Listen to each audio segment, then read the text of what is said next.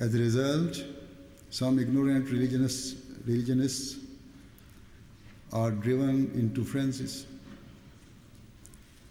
Some ignorant Muslims think that whereas their own scholars are urging them towards jihad, the opponents of Islam are also telling them that the Quran gives the commandment of jihad, and it is unsparing and harsh about every matter.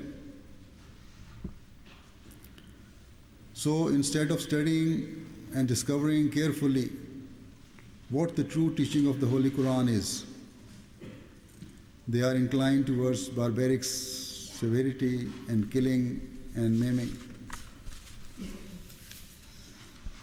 You may recall that a few days ago, some newspapers in Denmark republished cartoons of the Holy Prophet of Islam sallallahu alaihi wasallam and attempted to defame and disrespect him in a false manner. Will this improve mutual relations or harm them? Or will not the derogatory attempt by the members of Parliament of Holland to make a film about the Holy Quran cause feelings to boil over? A Muslim can never defame nor show disrespect to any prophet because he believes in all prophets. In particular, an Ahmadiyya Muslim believes in prophets more than an ordinary Muslim does, because in addition to believing in all the prophets up to the Holy Prophet of Islam sallallahu alaihi wasallam, the believers in the promised Messiah and Reformer, we believe in the promised Messiah and Reformer of the age, who was to gather all faiths and establish peace, love and affection in the world, and has done so. The history of more than 100 years of the Ahmadiyya community bears testimony to the fact that we are truly makers and keepers of peace. I included reference about jihad from the promised Messiah so that no one should think that we are adopting this apologetic attitude to reconcile ourselves in view of the changed circumstances in which we find ourselves. This has been the Ahmadiyya teaching from day one and is in the light of the teaching of the Holy Quran. In response to a question as to what he intended to show in his controversial film, the Dutch MP, Mr. Wilders, has quoted the verse of the Holy Quran, which says, "And when you meet in regular battle, those who disbelieve, smite their necks. And when you have overcome them, bind fast the fetters.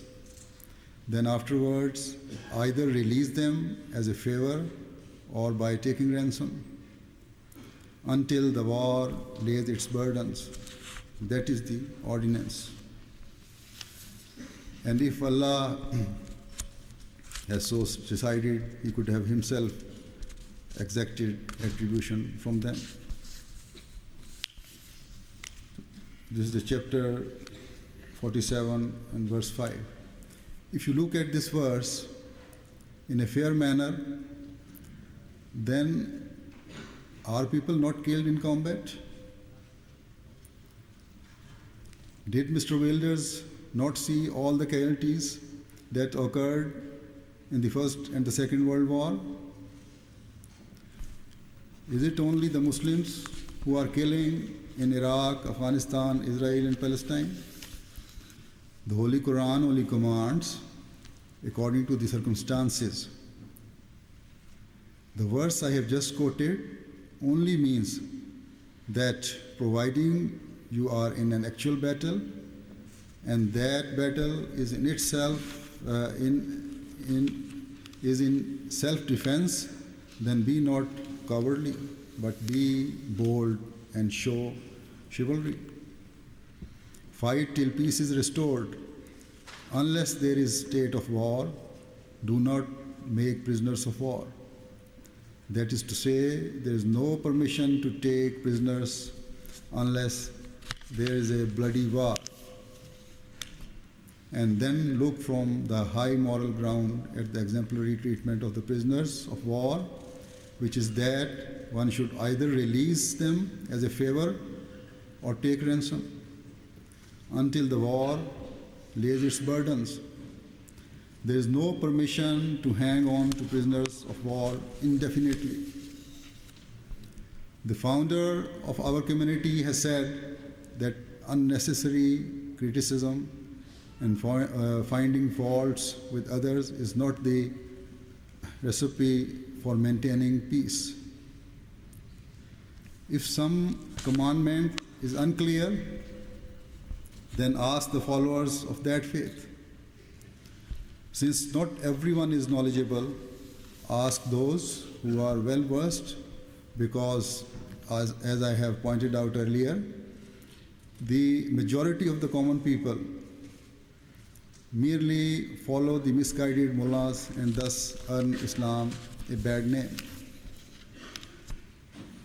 However, if Mr. Wilder did not understand this, he should have at least investigated it fully, because the history of Islam bears witness to this fact, and historians admit that the Holy Prophet Muhammad sallallahu alaihi wasallam always treated prisoners of war with kindness in every battle. After the Battle of Badr, the first battle fought against Muslims and the people of Makkah, for instance, the more learned prisoners were released in exchange for teaching the unlettered Muslims. That shows the sympathy that the Messenger of Allah sallallahu alaihi wasallam had for mankind, as well as the significance that he attached to knowledge. A basic principle for the establishment of peace is to see the true picture of something instead of giving negative interpretations. With regard to Mr. Wilders, the Ahmadiyya community had explained to him all of this clearly, yet he did not care for the sentiments of the Muslims and had the audacity to accuse Islam of wanting to end peace in the world. Why did he not see the Quranic verse that states, "And the recompense of an injury is an injury, the like thereof. But whoso forgives and his act brings about reformation, his reward is with Allah. Surely he loves not the wrongdoers."